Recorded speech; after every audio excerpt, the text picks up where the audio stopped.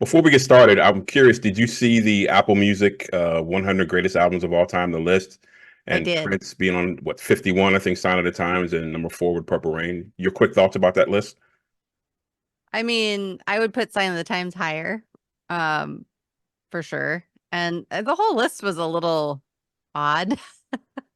I mean, we could probably talk a long time about that, but you know, it's I I feel like those lists carry weight if they're coming from people, Right. and there's something odd about it coming from just like a faceless brand, like it's like who decided this? Like there's no reason for each choice. Like I like, when you actually read through a list of 100 guitar players or whatever, and they have to justify it. There's, paragraphs about each person and why they're placed where they are. But I don't know, it just feels odd. Like, did AI decide this? Is this Yeah, that's actually our a good overlords? point. Well, first up for you, as I'm sure you know, there have been many books written about this period of time in Prince's career, and I'm curious what made you decide to do this book and add your voice and insight to this period in his career? Well, it came from a request from the publisher. They were working on a series of books. The publisher is Cordo, and then the imprint underneath Cordo is called Motor Books. And they have been doing a music series about iconic albums on these milestone anniversaries. And the editor that reached out to me is from Minneapolis. He's based here, Dennis Pernew, and he said, we're starting this series and we've done Dark Side of the Moon and the Who's Quadrophenia, and we want to do Prince next. And I thought, how cool to see Yeah, Prince, speaking of lists, to see him early in a list of, these very heavily canonized works that, get a lot of attention. And I was really appreciative of, just the fact that he was going to be included so early on and that they saw Purple Rain as something deserving of this kind of treatment. So that made me immediately just want to take part. And then when we started talking about it, I realized it was going to be a great opportunity to not just share stories. And I'd heard so many of these stories over the years interviewing, all of these people, not just the band, but people that worked for Prince around this period and knew him and knew what he was going through, but also to work with photographers and collectors and make it really visual. It's yeah. such a visual period. That was really exciting to me. I hadn't really seen something like that yet, so I felt like that could be very unique. And coming up on a milestone and being able to look back on it, I was really excited by that. And then the more I thought about it, the more I realized that it was exactly 10 years ago when I met Prince, and that happened on the 30th anniversary of Purple Rain. So it felt like this very full circle thing to do, to kind of bring this decade of my life to a close. You mentioned it being a very visual book, and it's one of the most stunning books I've ever seen about this time period, or about Prince period, especially the slip cover and all the photos in the book. How much did you have to do with that? Were you involved with as far as that design goes? Because that slip cover with the velvet, that's just gorgeous. As soon as they said velvet slipcover, I was like, oh, you know what you're doing. Oh, that was so exciting. Um, I was not involved in the design at all, but the designer is also a Minnesotan, Cindy Lawn. And that was really cool to me that, it was like this all local team putting it together. She did such an incredible job, really threading the needle of capturing the aesthetic of the period without being able to legally use any of the, official Purple Rain font and official artwork that was done for the album. There were some certain parameters that we had to be careful to work around, Mhm. just for legal reasons when you're making something like this. And I just thought she did a brilliant job making it feel very Prince, but Absolutely. it also has its own kind of style and tone. And I was just so pleased with, they sent me a sample chapter as they were starting to work on it, and it blew me away. I said, this is incredible. You're really capturing the spirit of it in a really authentic way. And it made me so excited to see, the rest of it come together. There's some really rare photos and some rare memorabilia here in this book, and I'm curious, and maybe this might be a dumb question, but as you're getting involved with this book and you're moving further and further with it, and you knowing how hardcore this fandom is, did that ever enter your mind, like, oh, God, are they gonna like this? Do they know about this? Did that anything like that ever enter your mind while you're working on this project? Oh, yes. Oh, yes. I mean, with everything I've ever done around Prince, the fans are always in my mind. And I think it's been a positive thing because it's made me really careful about making sure everything I do is really accurate and that it's been vetted with people that know, so that I don't make a fool out of myself because I know that the fans will find it Oh yeah. and, and they will point it out. So it's definitely been a part of every process. But for this one, it's so cool to work with other fans because I worked with Rich Benson here in Minneapolis, who's a collector, and then I worked with a pair of collectors in the Netherlands, Angelo Schifano and Roald Bacher, Yeah, I know those guys. and their collections are incredible. I mean, they have every ticket, it seems like, to every print show, especially these, the historic ones mentioned in this book. It was so cool to see their scans of, the actual tickets from all these events and all of these flyers and, really rare promotional items that they'd gathered. And I knew that that was going to be exciting for other fans to see. And I knew that they were really excited to share that with other fans. So that felt like kind of a special extra thing that we could throw in that, even if you've read every word that anyone's ever said about Purple Rain, you might see something that you haven't seen before. I'm interested to know, and I think you might have touched on this before in the past, but do you consider Purple Rain Prince's love letter to Minneapolis? Because he definitely could have filmed this anywhere else or somewhere else, and he decided to make it, film it in his home city. Do you see that as a love letter to Minneapolis?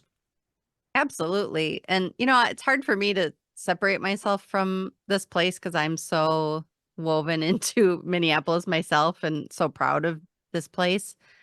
But I feel like, something that really came out for me as I was making this book is just how local of a story it really is and how Yeah, much it says about his relationship to his hometown.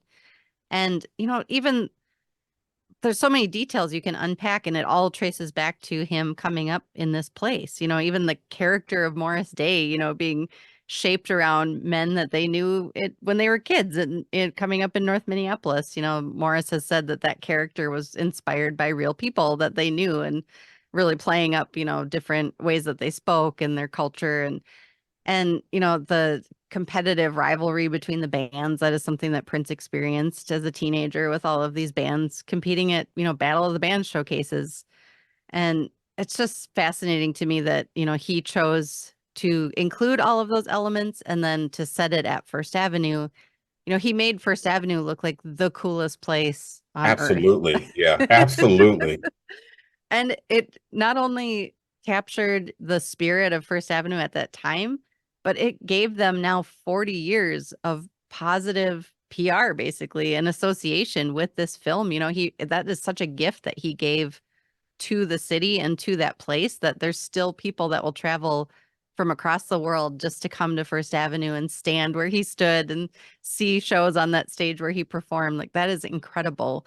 And that legacy is going to live on for years and years. I was actually there recently. I was in Minneapolis I did another tour of Paisley Park, and I did go to Seventh Avenue because a friend of mine was DJing like an '80s party at that night, and I did meet several people from Germany who were there just to visit the club Wow.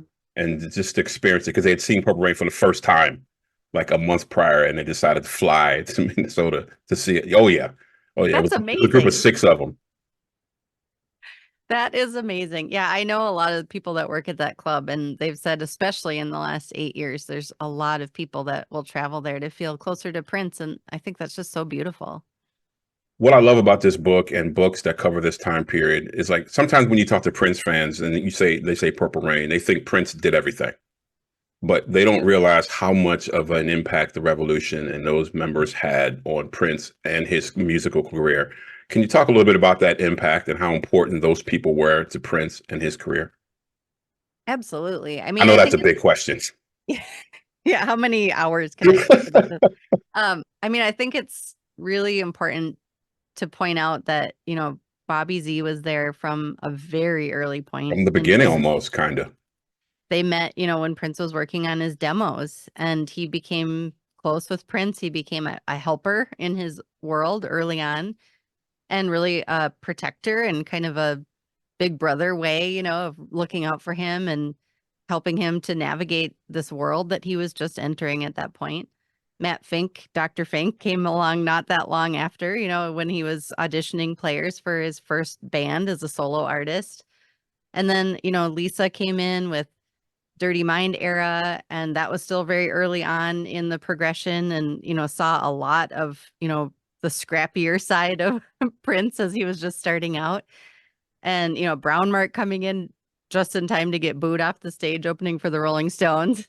And then Wendy, debuting basically at First Avenue the night they play Purple Rain and record it for all time. I mean, they're all just such incredible stories, and the way that they all came in at different points and contributed to this evolution is really beautiful, I think. And I wanted to really draw out in the book that they did make these contributions. And of course, you always have to center this around Prince Absolutely. was absolutely a multi-talented person who could play all these instruments, could go into a studio alone, and did, even for this album. Like the Beautiful Ones was like a 36-hour marathon session alone.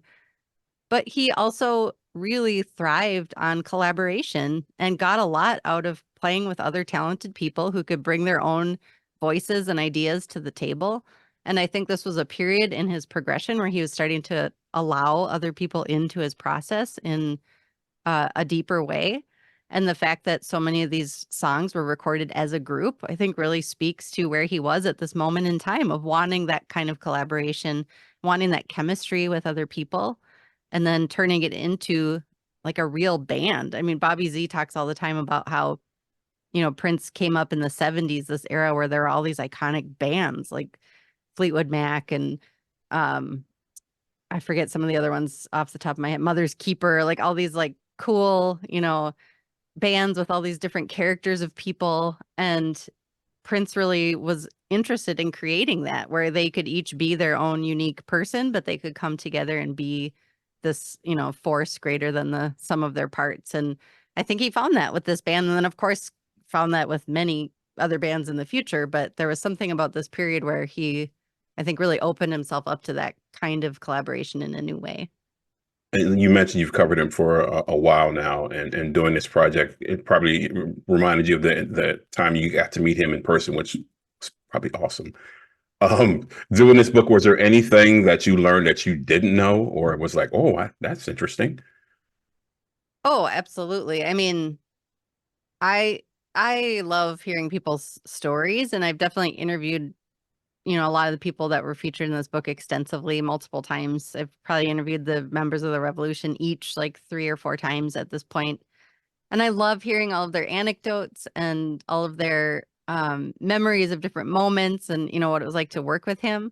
But what I have not been as schooled on is the nitty gritty of the recording process. And it was really cool to dive deep into Dwayne Tudall's work. That's me. That's where I thrive in that kind of, yeah, absolutely. Yeah. And, that's just not, it's not an area where I felt like I was an expert, but it's something that's really interesting to me. And so to weave together these, memories from people with those kind of details was really fun. And I did learn a lot about like the timing of when certain things were recorded and kind of the progression of how the album was recorded. And a little fun fact for me is that I realized that I was born on the day that Prince recorded Let's Go Crazy for the first time. Oh, When wow, it very when cool. when it was Let's Get Crazy. It was meant to be. You Yes. were meant to I was be. like, May 18th. That's awesome. Yeah, Dwayne's book, those deep dives into the studio sessions is what I live for. Those are the kind of books that I freaking love those books, man. I Yes. nerd out on stuff like that. It's so awesome. Yeah, the work that he's done is really incredible. It just gives you such a richness to this time period, to be able to visualize how busy Prince was on a given day or a given week. D'Angela is going through week by week at this point and talking about what did Prince do every week. And it there's something really interesting and cool about being able to compare your life and how many things you're able to do in a week with what Prince was doing, which is, on a magnitude of its own. Obviously, Purple Rain launched Prince into superstardom, but and this is something you also talked about, but it was kind of a double-edged sword at the same time. He was kind of handcuffed to this album for the rest of his career because they compared everything to Purple Rain, like Michael Jackson. They compared everything to Thriller. What are your thoughts about that? Being kind of handcuffed with this album, although it was like the best album, one of the best albums he's ever created.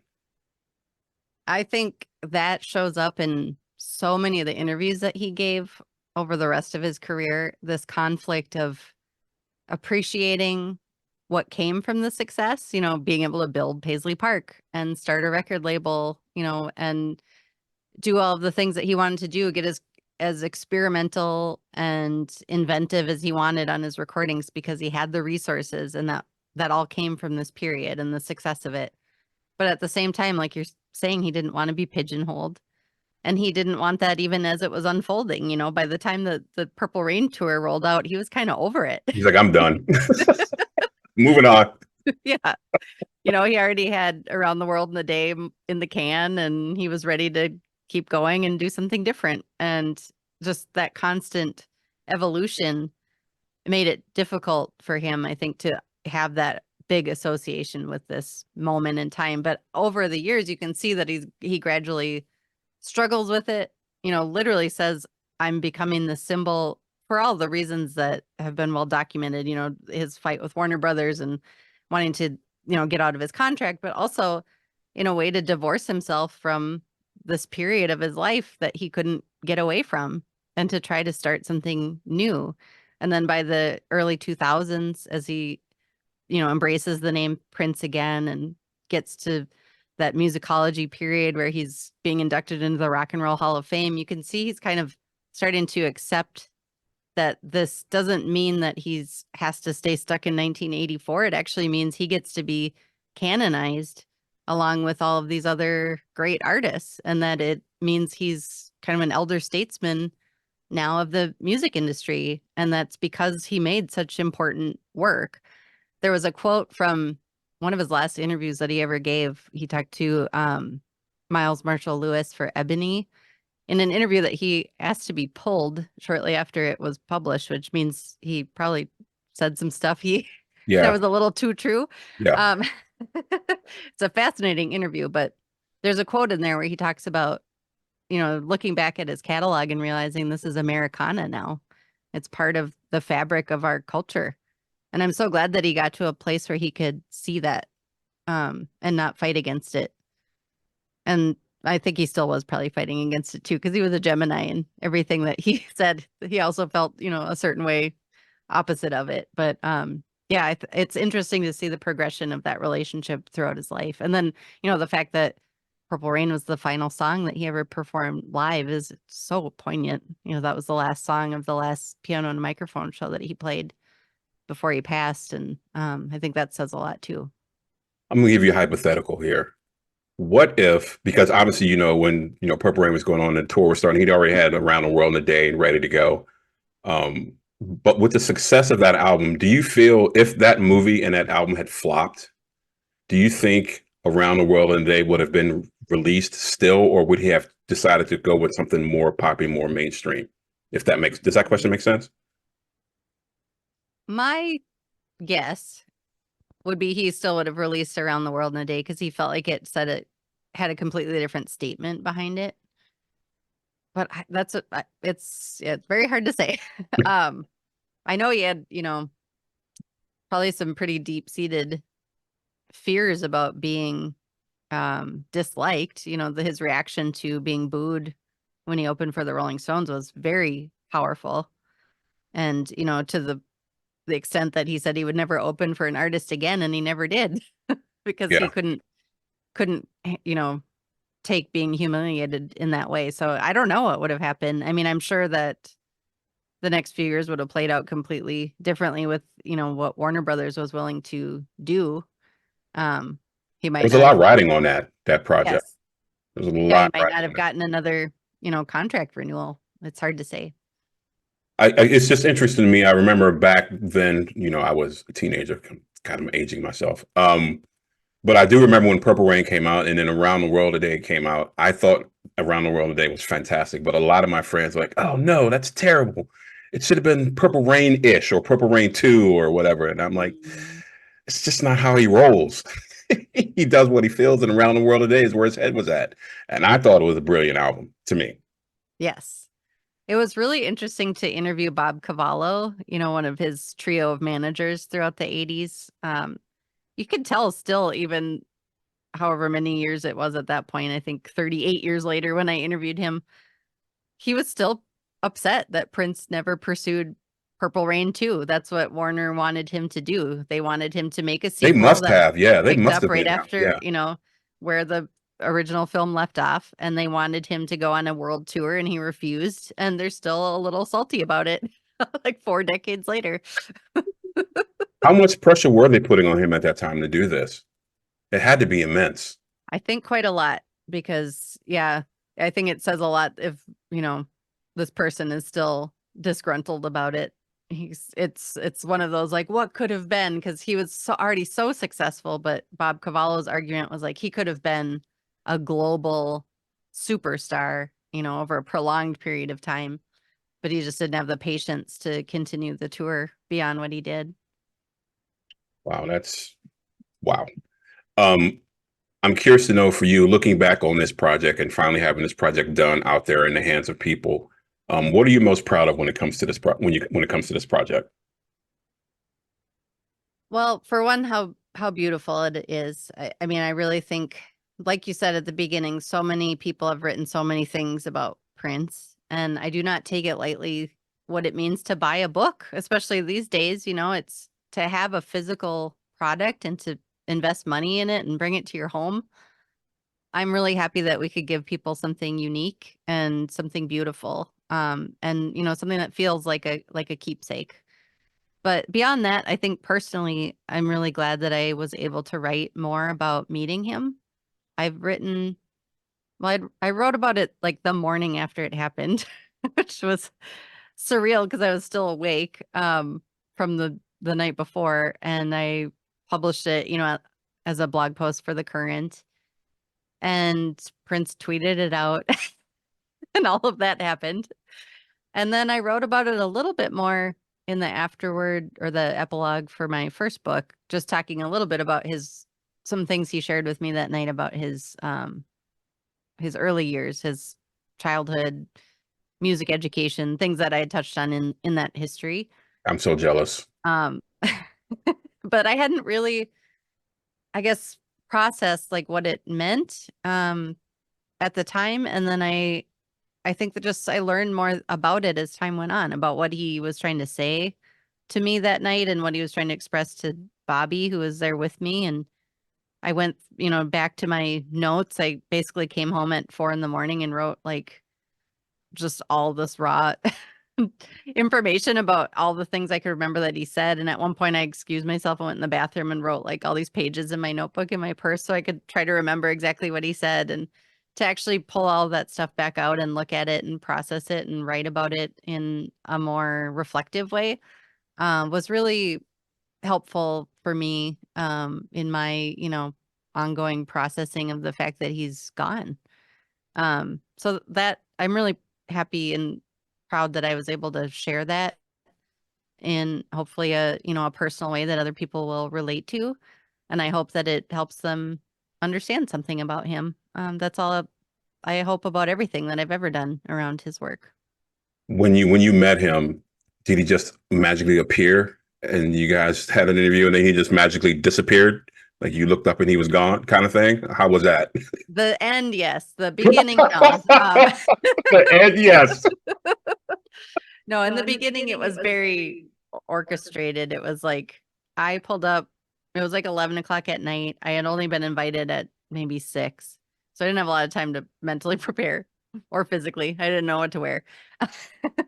And I walked in, and it was very obvious right away that this is going to be like a private thing. I wasn't even sure if I was being invited to like a dance party or what it was going to be.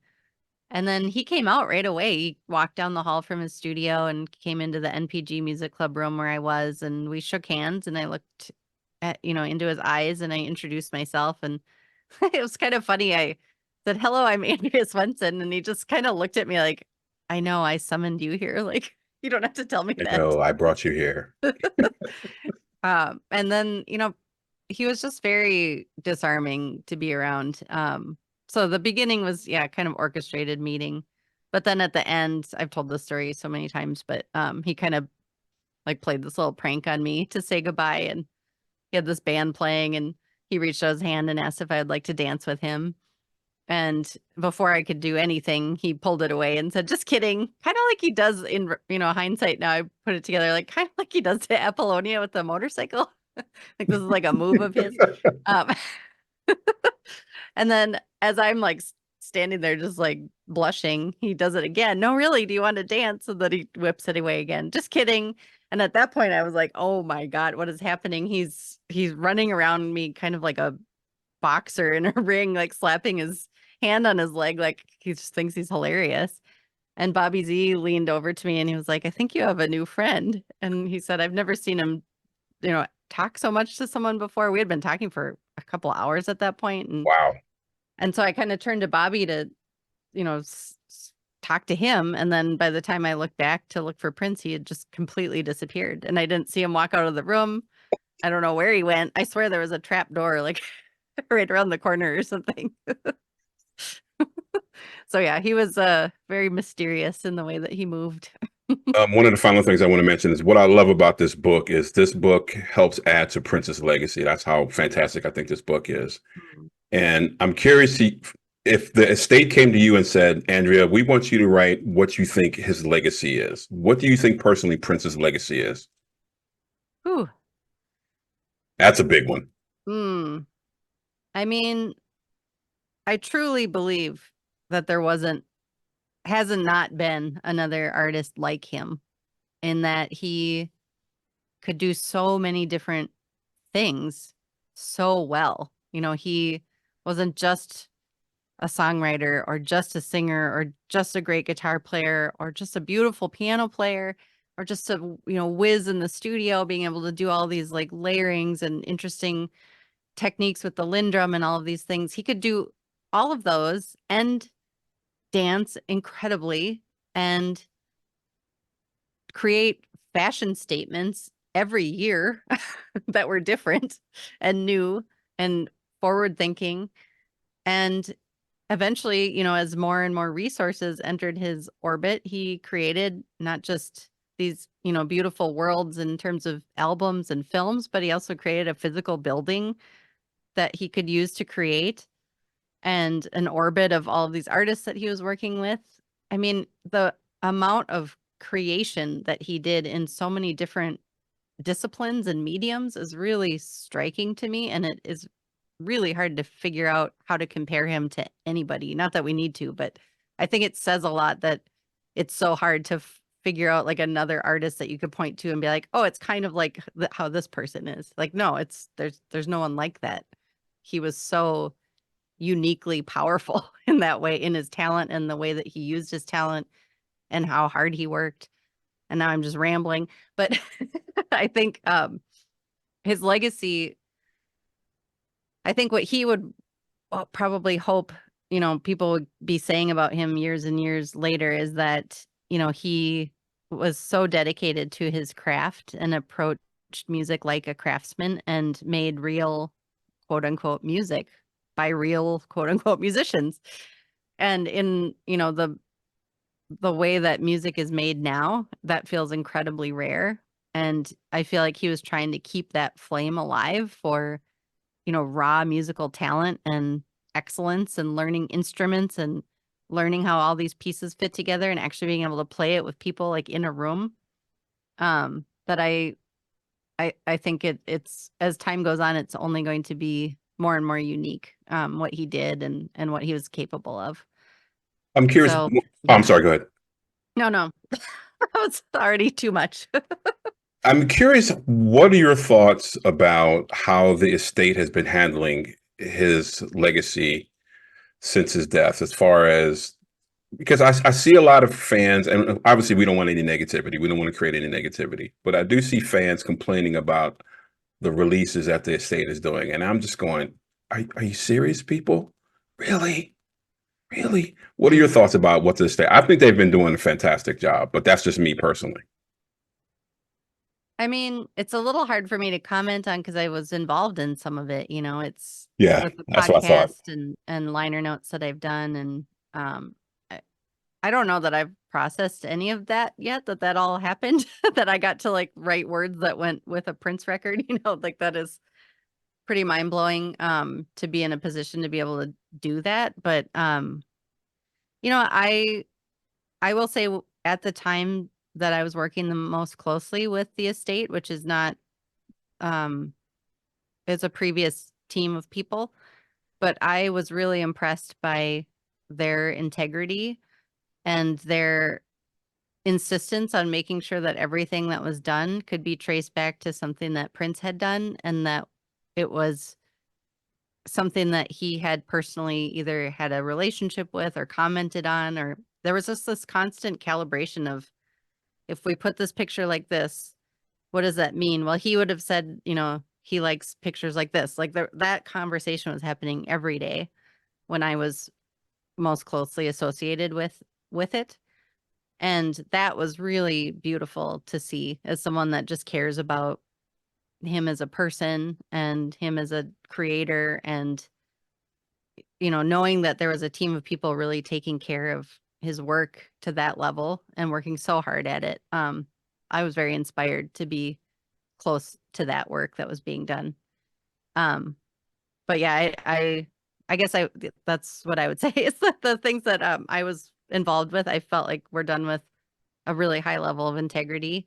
I agree. Um, and everything that I did for them, I really felt like I had to give it 180% because the stakes are that high when Yeah. it comes to talking about him, making work around him.